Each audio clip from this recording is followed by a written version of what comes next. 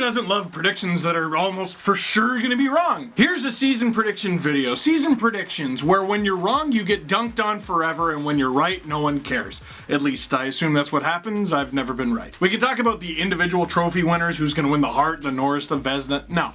I want to get down to who is going to win the thing. I always forget that sometimes I knock these. Is that better? Let's talk about who is going to win the thing, aka the trophy that you drink champagne and eat cereal and pasta out of. Let's try to narrow it down a bit, okay? Let's do the 4 division winners first. Although, should be stated, 4 division winners all lost in the first round last year. All of them. Every one of them. The Carolina Hurricanes beat the then reigning Stanley Cup champion Washington Capitals. The Dallas Stars beat the Nashville Predators. The Flames lost in 5 to the Avalanche. And, you might have heard this, the Tampa Bay Lightning got swept by the Columbus Blue Jackets. So maybe if you win the division, it doesn't matter. I want to start out west. I don't think there's a boring division out of the 2. We'll start with the Central because, wow. We got 7 teams. The Preds, the Jets, the Blues, the Stars, the Avalanche, the Blackhawks, and the Wild. I said that in descending order, by the way. The Predators finished first, the Wild finished last. I predict more of the same for the Minnesota Wild, unfortunately. That was a short and carnival-like tenure for a GM there in Paul Fenton. Bill Guerin's got a fun job ahead of him. The Blackhawks finishing second last, maybe because it's a strong division, but I'm not so sure because I think they've gotten much better. Yeah, some of their best parts are getting up there, but some of them are in their prime. They got young players like DeBrincat who just keep clicking along, scoring 40 goals. Calvin DeHaan was a pretty important acquisition. What's a full year of Dylan Strome gonna be like? And, of course, they signed Vezina nominee Robin Lehner. Does it all work out? Do they go back to Cup contention? I'm not sure, but to me they look better. Colorado, I just can't imagine barely scraping into the playoffs with 90 points again. They were thought of as a one-line team, and this past summer they went out and more than addressed that. Nazem Kadri could have a huge year. A little under the wire, but they locked up Mikko Rantanen. Even though they lost Tyson Barrie, an extremely intriguing and talented young defense, and of course Philip Grubauer proved that he is a starting goalie in this league. Everyone seems to forget that the Stars got Joe Pavelski. Everyone seems to forget that they got Corey Perry as well, but he might be the ghost of Corey Perry because he keeps getting injured. And everyone seems to forget that the Stars were a double OT Game 7 loss away from beating the eventual champion St. Louis Blues. Then, of course, there's the Blues. Just made a fairly big trade to get Justin Falk, and I can't forget about their biggest acquisition this summer. They got Mark Savard as an assistant coach. Shout out to my boy.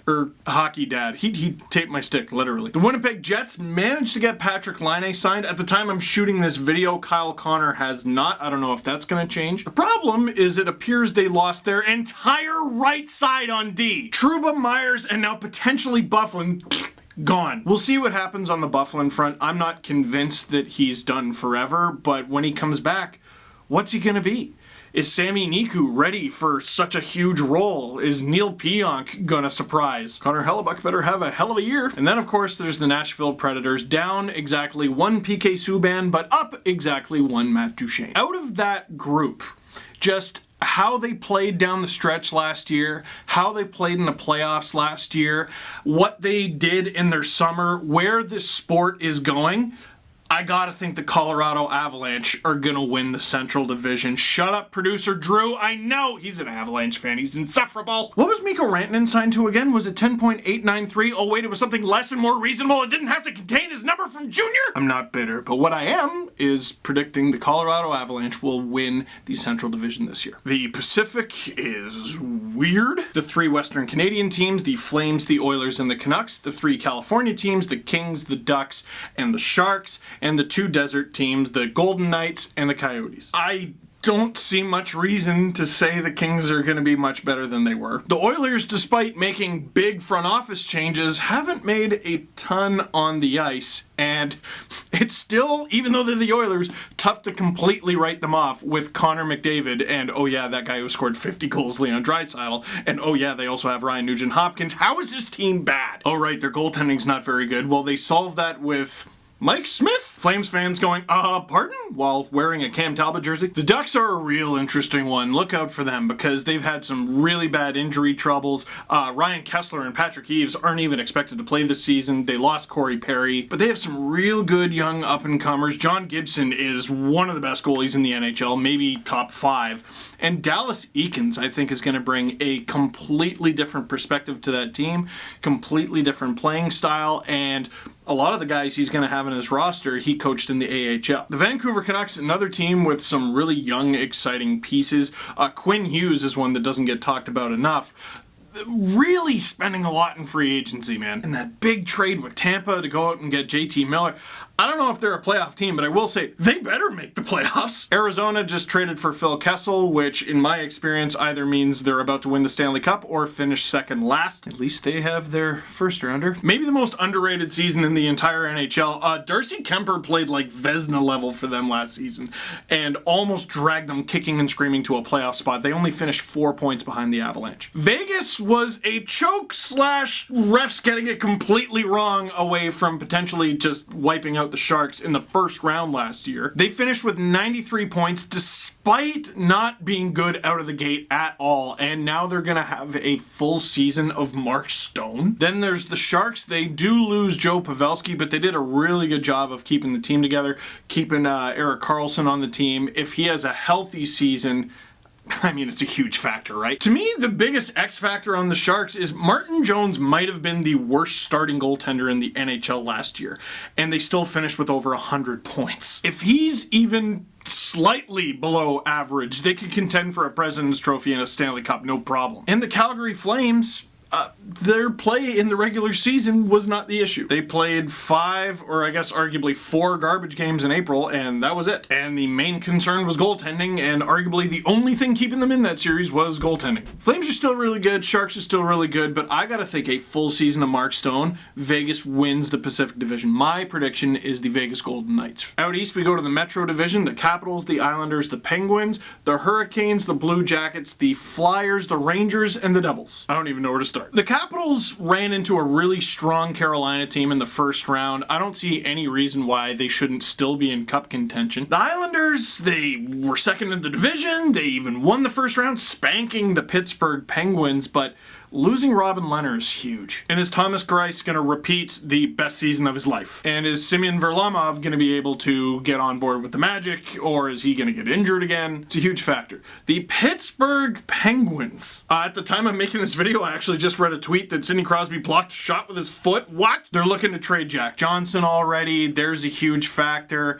They got swept in the playoffs. I want to see if Matt Murray can rebound. They're a really interesting team. This might be the season that the Penguins missed the playoffs, but the last time we said that they won back-to-back cups, so I don't know. The Hurricanes are dumb good. They just traded Justin Falk and probably have the best defense in the NHL. The Blue Jackets, well, they went for it. The Flyers last season were one of my favorite teams to watch. They always had exciting games. The problem was they could not stop a beach ball. We'll see if Carter Hart can stop that. The Rangers are a completely new-look team. Artemi Panarin was the big fish in free agency, but holy smokes, Capo Caco looks like a destroyer of worlds already. And he's the guy who went second to Jack Hughes, who also looks like a destroyer of worlds, on a completely new-look New Jersey Devils team. Taylor Hall's in a contract year. They just got PK Subban. They just got Nikita Gusev. They just got a lot of things. A lot of good teams in there, but the playoff success, their acquisitions, how young a lot of the team is, even though they lost Mr. Game 7 himself,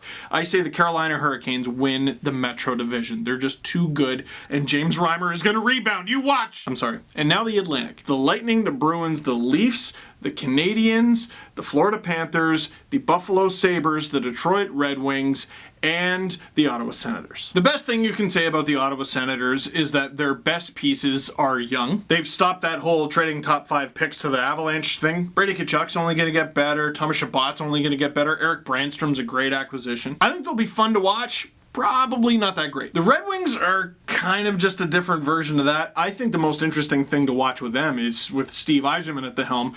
Well, he's obviously going to change a whole big bunch of stuff. The Sabres are a fascinating team. Again, really good young parts. Eichel, we forget how young he is. Rasmus Dahlin was a rookie last season. Their defense, to me, is much improved from last year, and that'll come in handy for Carter Hutton. Playoff contention? Yeah, I think so. They'll be in there. But the Florida Panthers, remember when I said James Reimer is going to have a bounce-back season? Well, you can't have a bounce-back season unless you have a bad one first, and he did, and Luongo was very old and then retired, and then Michael Hutchison was their third goalie. Some of you remember that, and now he's the Leafs backup. Uh-oh. That team could not stop a beach ball. There were some really fun games that we covered on ice surfing last year, and Panthers Flyers were always a riot. After the free agency videos on this YouTube channel, and actually you might have seen recently on Twitter and Instagram, I predicted that the Panthers were going to win the Cup. My criteria for that, by the way, was that take the top 5 teams and throw them in the garbage, because we saw last year that it's just weird. There's too many outside factors. Now, that was my July 1st opinion. I've since changed my mind. Who knows, maybe I'll regret changing my mind. I've tried to stick with it, I can't. But I do think the Panthers are a legit contender for a playoff spot. It's amazing the season the Colorado Avalanche had last year, finishing with just 90 points. The Montreal Canadiens finished with 96 and missed the playoffs. Life's not fair. The Montreal Canadiens, I'm really not sure what's going to be up with that team. They got some really intriguing young pieces who might come in. Nick Suzuki, Ryan Poehling. Everything sort of relies on Carey Price, obviously, but Marc Bergevin offer-sheeted Sebastian Aho. It was rumored that he tried to do the same to Braden Point. He also tried to sign Jake Gardiner. I have a hard time believing Marc Bergevin is done. Jeff Molson has got to be saying, spend my money, go out and win hockey games. They'll be in the mix. They were in the mix last year. A lot of guys had career years, and they'll have to duplicate that or something close to it. I'm just not convinced this is what they're going to look like all year. The Leafs, super fun contract stuff aside, are extremely deep. Okay, maybe they don't have a bona fide backup. Well, they might have a top 10 starter in the league. They lost Jake Gardiner, but Tyson Barrie might be the best right-handed defenseman the Leafs have had in my lifetime, and that is not a high bar to jump over, granted. Up front, they are dumb deep. And I would love to predict that they are going to enter the first round this year and slay their dragon and sweep the Boston Bruins and then make it to the Stanley Cup Final and finally hoist the thing after over half a century. But until I see them win a playoff series for the first time since 2004, I just can't do it. Oh yeah, by the way, the Boston Bruins, still good. The only thing that concerns me with them, Marchand's on the wrong side of 30, although he's playing his best hockey. Patrice Bergeron has hard miles on his body, and Zdeno Chara is over 40, and has been for a while, actually. The tandem of Rask and Halak were fantastic last year, and Halak allowed Rask to rest enough that he was fantastic in the playoffs. Are they going to be able to duplicate that, though? I feel like I ask that every year, and the answer is always yes. And the Tampa Bay Lightning, looking at them on paper, there's really no reason to think they'll be any less monstrous than they were this past season. The problem there, and I've been saying this since April, a lot of people are predicting, oh, they're going to win the President's Trophy, they're still in Cup contention. Looking at them on paper, you'd be stupid to say anything different. But I just feel like when you lose the way that the Tampa Bay Lightning lost last year, something in you or in that locker room breaks. There's something there you can't get back. I seem to remember the Washington Capitals from a few years ago. Oh, they're gonna win. Oh, they ran into the Penguins. Oh, they're gonna win. They ran into the Penguins. Oh, they won the President's Trophy. Ran into the Penguins. And then, of course, the Capitals won the Stanley Cup when everyone stopped predicting that they would. But no one's really stopped doing that for the Lightning. I'm going to say the Tampa Bay Lightning win the Atlantic Division again because I just look at that team on paper and I see no reason not to. So, now that we know all the division winners, at least in the regular season, who is going to be in the Stanley Cup Final? My prediction is 2 teams that start with a C, or at least their city does. Out west, I have the Colorado Avalanche. Ooh.